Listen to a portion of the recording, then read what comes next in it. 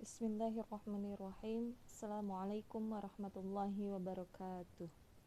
Alhamdulillahilladzi arsala rasulahu bil huda wa dinil haq liyudhhirahu 'ala dini kullihi wa kafa billahi syahida.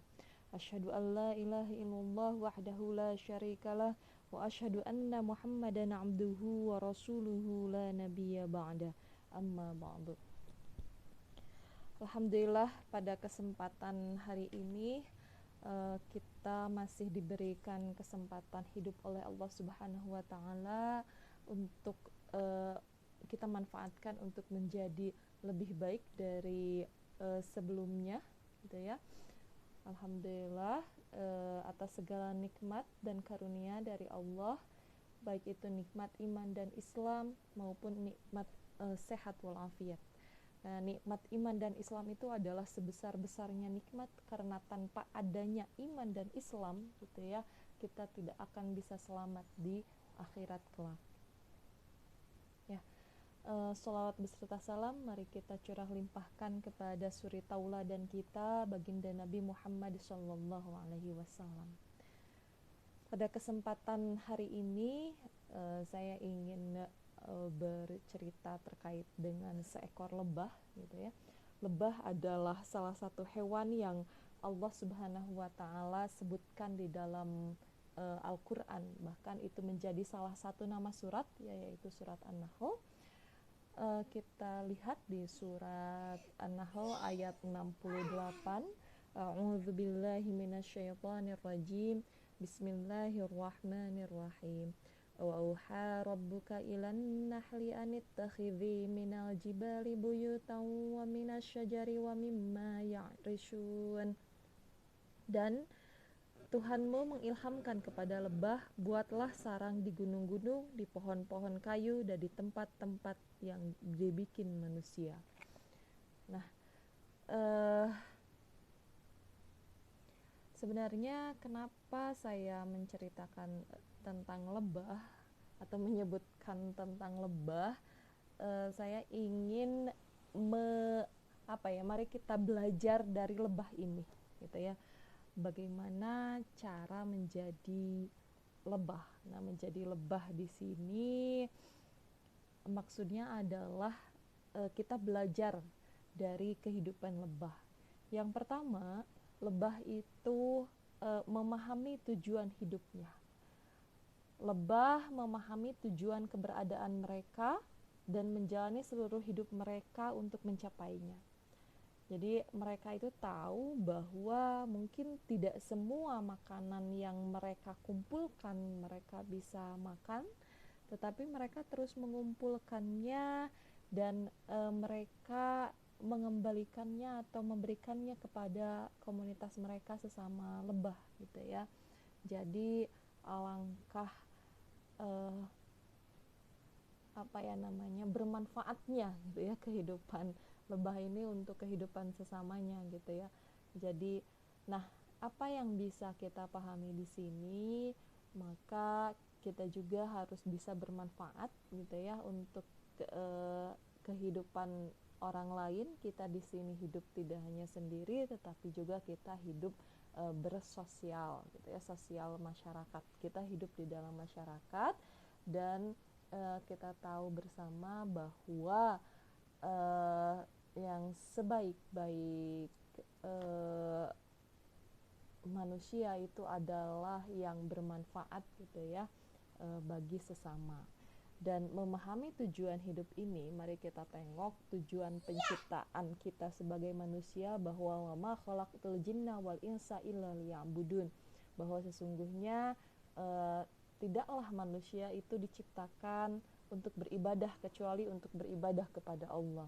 Nah, ibadah di sini konteksnya tidak hanya sholat, puasa, zakat, yaitu mah jelas, gitu ya, kewajiban rukun Islam, gitu ya. Tetapi di sini ketika seorang ayah ataupun seorang laki-laki mencari nafkah untuk keluarganya, itu juga merupakan ibadah. Atau ketika para mahasiswa mengkaji ilmu, gitu ya, untuk kehidupannya, itu juga ibadah, gitu. Karena kan setiap muslim laki-laki ataupun perempuan, gitu ya, diwajibkan untuk mencari ilmu gitu ya. Nah, terutama di sini ilmu agama.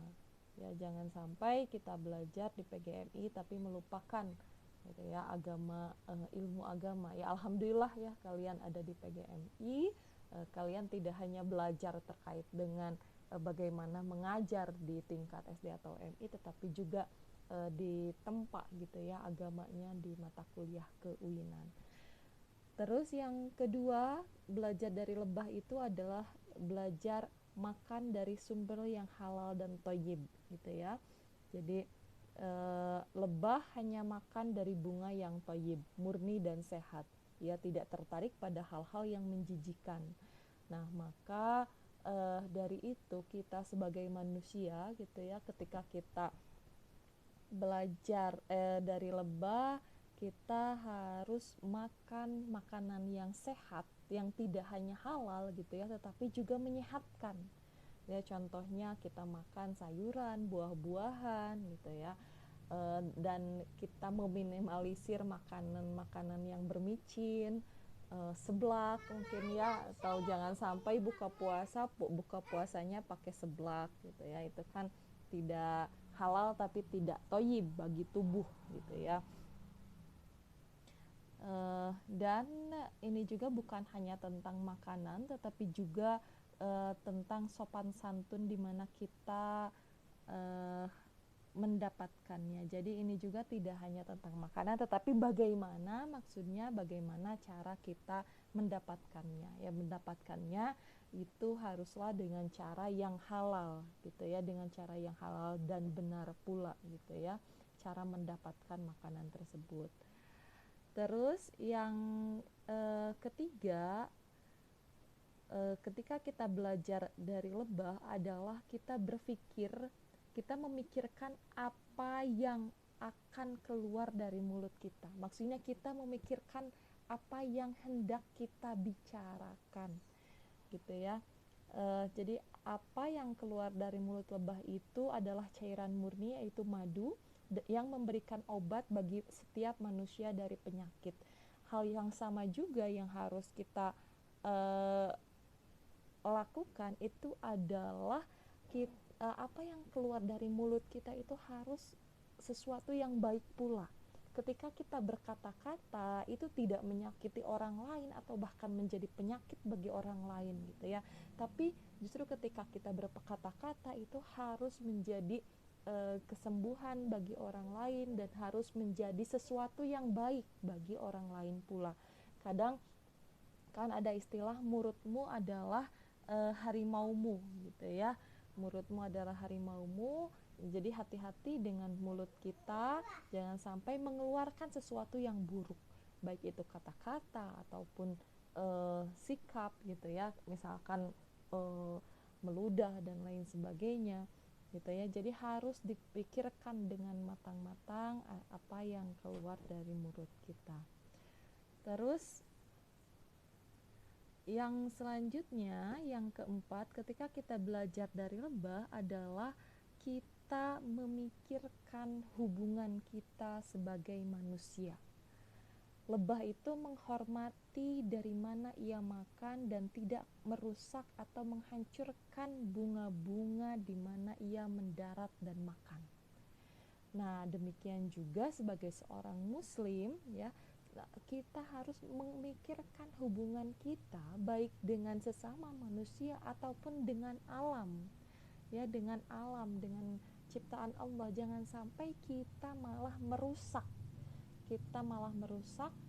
apa yang ada di alam, kita malah merusak apa yang ada di dunia ini yang sudah Allah ciptakan gitu ya. Jadi berhubungan baiklah dengan alam dan berhubungan baiklah dengan diri kita sendiri dan dengan orang lain pula. Jangan sampai di mana ada kita, di situ ada kerusakan. Jangan sampai seperti itu. Terus yang selanjutnya adalah tidak memotong rezeki orang lain. Maksudnya adalah ketika lebah lain dari sarang yang berbeda melewati bunga, ia mencium dan mengamati apakah bunga itu sudah memiliki hubungan dengan sarang lain. Maka si lebah ini tidak istilahnya mencurinya, atau jika jadi ketika si bunga itu sudah menjadi ladangnya lebah lain, si lebah itu tidak menghinggapinya gitu ya, tapi ia meninggalkan bunga itu sendirian. Maka dari itu kita gitu ya sebagai manusia jangan sampai kita mengambil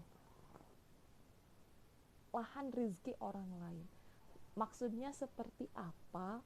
Maksudnya misalkan ketika ada teman kita yang dia itu misalkan sudah bekerja misalnya di sekolah B, terus kemudian kita juga ingin bekerja di sana dengan cara apa? Dengan cara menjelek-jelekan orang tersebut gitu ya, sampai orang tersebut itu dikeluarkan dan akhirnya kita bisa masuk ke sana.